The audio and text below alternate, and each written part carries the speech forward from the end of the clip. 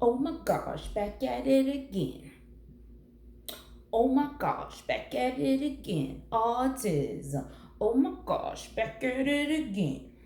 So, hey D learners! It's your girl, Lady D of DTalford Training Solutions. I am talking to you from my training. Just tell me the basics. What is autism? So, I wanted to give you a little more in-depth information about the signs and or symptoms related to autism.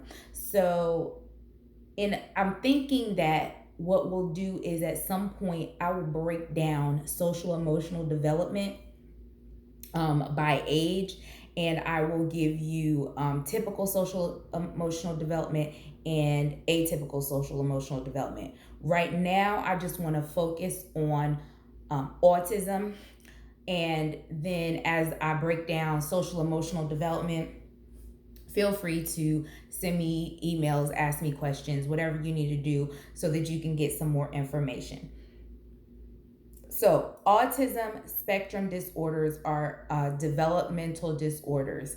So, as I told you before, I use the Autism Society, Autism Speaks, WebMD to get most of my information from. So, there are three main areas. You've got your social interactions, your communications, and your interests and behaviors. So, I am going to go through this book that I've showed you guys a few times, the Autism Resource Guide, and I've also got my notes that I use in my training when I teach about autism. So let's talk about social interactions. You might see a lack of appropriate eye gaze, like the child may avoid looking at faces. So again, I've reiterated this in several videos. It's best to go and have your a psychologist do a real screening for this. Get help, get therapies. I'll talk about those resources in a little bit, but sometimes this can look like ADHD or autism. It is very hard sometimes to tell. But let me keep going with these signs and symptoms. Lack of warm, joyful expression. Child may not smile. Babies smile very early. And again, when I do my social emotional development breakdown, I will break down at what age to expect these things. Lack of sharing interest and enjoyment. Child may have strong interest and enjoy them very much, but may not share them with others. Lack of response when name is called. So let's look at some things that have to do with communication. Lack of showing gestures. So you see, I'm from Jersey. I talk with my hands. I move my hands. I'm gesturing to tell you guys what's going on. I am socially trying to engage with you and communicate via gestures. Lack of coordination of nonverbal communication. Absent or unusual gestures. I've seen this a lot in some of this. Unusual, I can't even say it, prosody. So this means little variation in pitch, odd intonation, irregular rhythm, unusual voice quality, sometimes called robotic. So I'm thinking of an example of a child that I saw before, and you would say, "Are you ready to go outside?" Ready to go outside. Yeah, that should tell you right there. Or he would imitate things off the TV because his mom would be like, "Are you ready to go? Ready, set, go! Ready, set, go! Ready, set, go!" That's not a typical way to communicate. Repetitive behaviors and limited interests. So of course, like, if you've ever seen Charlie Brown, again, I be dating myself, y'all. The little character, I think Linus, that carried that blanket around. Yeah, it's okay to love something, but children usually want to play with a whole lot of things, not just carrying around a random spoon. Or I always got to have something awkward in my hand, like a pack of baby wipes. Yeah, that's definitely not typical. Repetitive movements or body posturing of arms, hands, or fingers. I've seen this. I've seen this. Um, just not, these are not typical movements and not typically what a child does. Prefers to be alone, appears aloof. When a parent tells me that their 2-year-old prefers to play by themselves, 2-year-olds are annoying. They just be all up in your face, putting toys on you, pulling you over when you trying to get something done. You trying to cook, they be up under you with their eyes looking, and they want to touch stuff and reach their hand up. The fact that you're telling me that your child is perfectly fine for hours without you, we need to look at that. Has difficulty interacting with children, does not want physical contact, hugging, touching, cuddling, makes little to no eye contact. I will hear parents and teachers all the time, oh, he can't be autistic. He makes eye contact. That's just one thing. I've gone through about 10 or 15 things that are even bigger than no eye contact. No eye contact and not smiling are just really, really obvious. But just because you're smiling and just because you're making eye contact does not mean that autism is off the table. So some more things are related to communication. Has difficulty initiating conversation with others or play with others. I remember a little guy in the classroom, he didn't know how to get people to play with him. So he would kind of go up to them and just start spelling their name. Joe, Joe, Joe, Joe, Joe, Joe, Joe. He didn't understand that just to go up to Joe and hand Joe a toy would be good enough to get him to try to play. Does not demonstrate joint attention. Oh, look. You were supposed to look in that direction. Me, you looking, I'm pointing, you looking at what I'm pointing at. Oh, what is that? Joint attention. Me and you are paying attention to the exact same thing at the exact same time, and I can feel your presence in the room. Not you're sitting there watching TV like a zombie and I come and sit next to you, but you don't even acknowledge the fact that I'm there. That is not joint attention. Has difficulty interpreting facial expressions and body language, has difficulty understanding and interpreting emotions, has difficulty expressing needs, laughs, cries, or shows distress for reasons not always apparent to others. So I was talking to a teacher the other day who was just like, yeah, he just busts out laughing. He just be sitting there laughing to himself. Yeah, 2, 3, 4-year-olds, they're not like us as adults who just go wander off into our own heads and start thinking about something hilariously funny and it's not a funny situation. We just start laughing like, oh, I was thinking about that Facebook post. No, they're not thinking about that. So that is not typical. That is not typical behavior. Has difficulty expressing needs, laughs, cries, or shows distress for reasons that are not apparent. Has little or no speech, has difficulty processing language, and may not understand instructions or may take longer.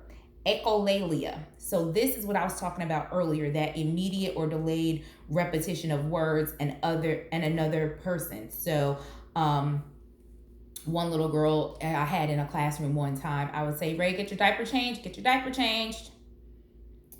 Are you ready to eat? Ready to eat.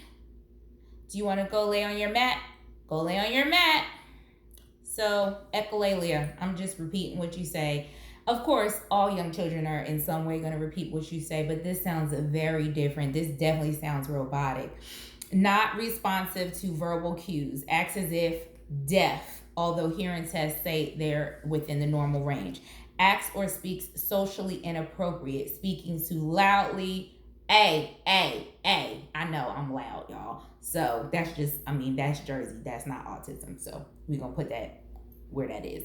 So speaking too loudly or for too long. So that's that rambling, which again, that's kind of hard because neurotypical people ramble and kids with ADHD ramble. So That's why these things are hard to decipher. But if you're hearing things, just go ahead and get your child tested. Don't worry about that diagnosis. Quit being scared. Quit being worried. Just go on ahead and get her done, because I'm telling you, this is no joke.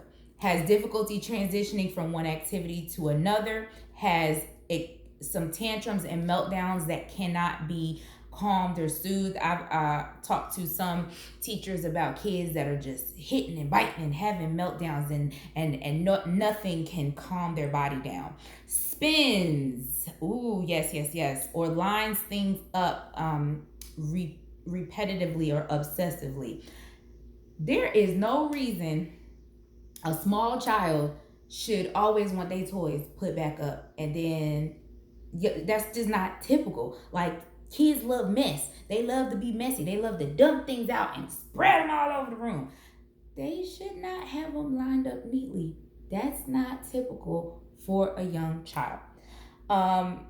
Develops inappropriate attachments to objects. Frequently walks on tiptoes. Now, I see this with some neurotypical kids, so we can't necessarily say that that's a big issue. But again, we're talking about when I hear parents and teachers and I read this list off to them, or they're looking at this list, it's thing after thing after thing after thing after thing after thing. Has restricted and persistent interests, insists on sameness and is resistant to change, engages in self-injurious behavior. I remember when and we talked about this in the ADHD video, where we didn't know which one my son had, because he would just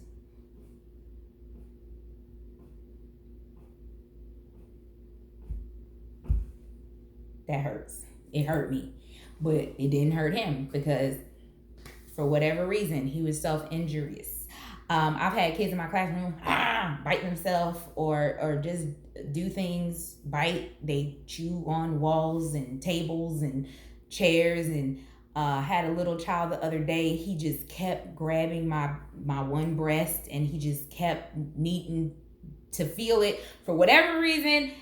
It was just definitely uncomfortable, but it just kept on happening, and they just don't get it.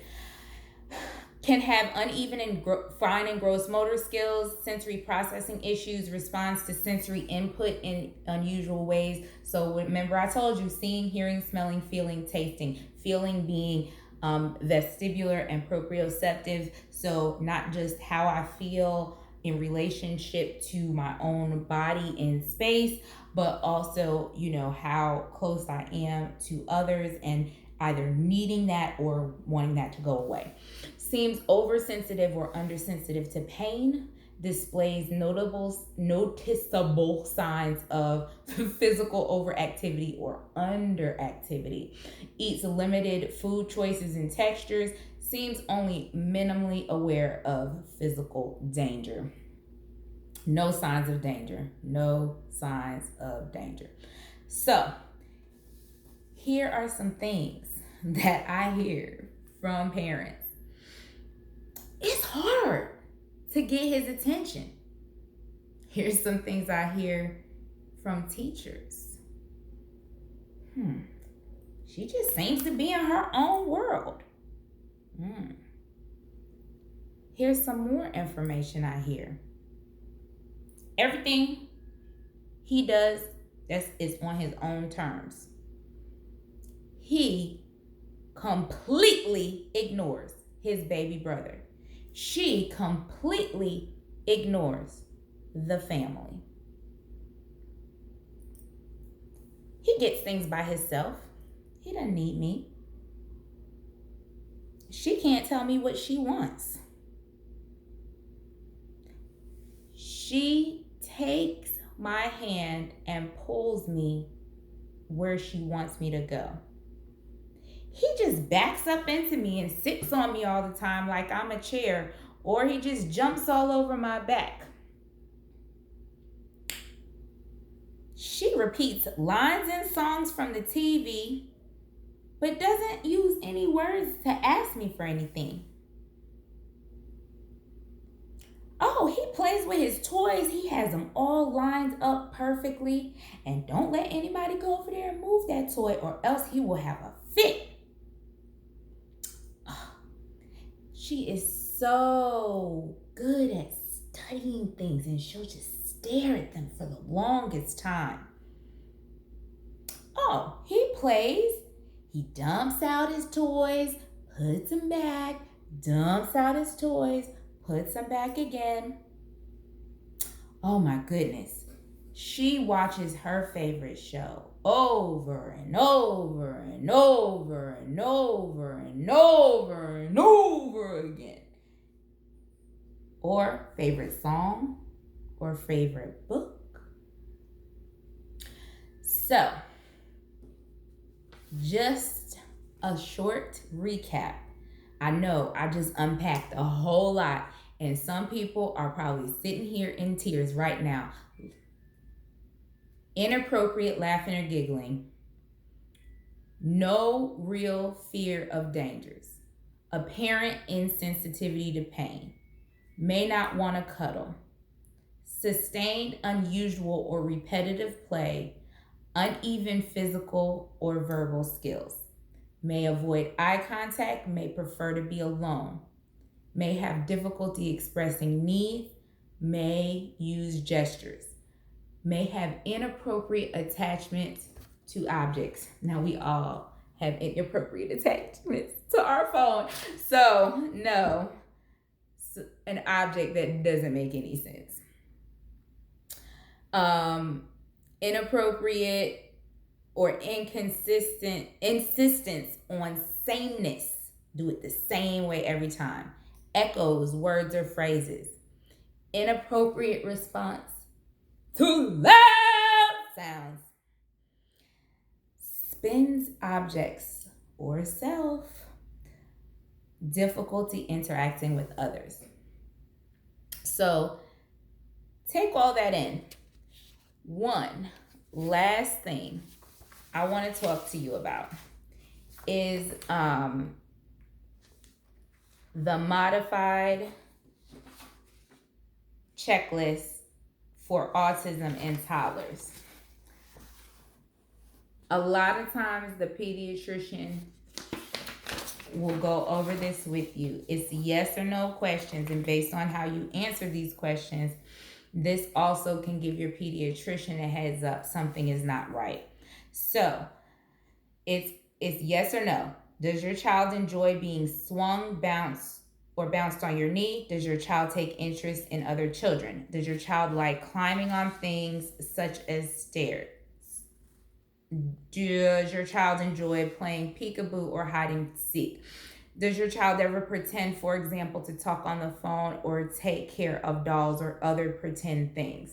Does your child ever use his index fingers to point and ask for something? Does your child play properly with small toys without mouthing them, fiddling, or dropping them? Does your child ever bring objects over to you to show you something? Does your child ever look into your eyes for more than 1 or 2 seconds? Does your child ever seem oversensitive to noise? Does your child smile in response to your face? Does your child imitate you? Does your child respond to his or her name when called? If you point at a toy across the room, does your child look at it? Does your child walk? Does your child look at things you are looking at? Does your child make unusual finger movements near their face? Does your child try to attract your attention with his or her own activity? This is the kid that you're like, no, John, and he's like about to touch it. John knows. This is the child that does not. Have you ever wondered if your child was deaf? Does your child understand what people say? Does your child sometimes stare at nothing or wander with no purpose?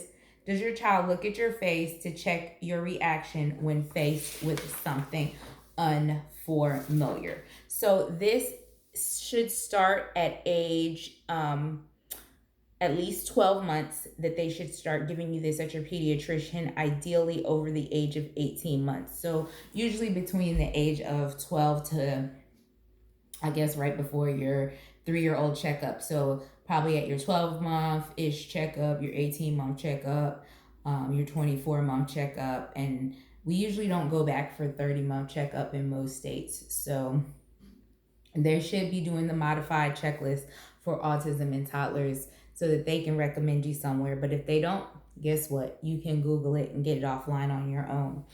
So today we unpacked a lot. The signs and symptoms of autism. I don't want you out here in these streets diagnosing your own child. That's not appropriate. So, as I said earlier, 0 to 3-year-olds, CDSA if you live in North Carolina, Children's Developmental Services Agency, beearly.nc.gov. If you're not in North Carolina, Google whatever the name of your state is. So if you're in Arizona, Arizona Early Intervention. Find the early intervention area for your county or wherever you live. So early intervention, 0 to 3. Once a child turns 3 all the way through 12th grade, LEA, Local Education Agency. Google your state, your county. If you know the school system, contact them. Autism Society, go on their website, find the closest location near you, give them a call. They can also help you. Always, always, always, always, always talk to your pediatrician. Do not leave your pediatrician out the loop. Make sure you have a pediatrician that you trust so that you can have these conversations with them. You are your child's advocate. You are speaking for them. You cannot depend on anybody else to speak up for your child. Teachers, talk to these parents. Stop being scared of them. You are not getting a commission on labeling their children. You have the child's best interest at heart. Help the parent understand you are not trying to hurt them. You want their child to thrive. Remember, train up a child in the way they should go, and when they are old, they will not depart from it. You are the most important person in a young child's life. Please, please, please do all that you can to help them reach their potential. Until next time.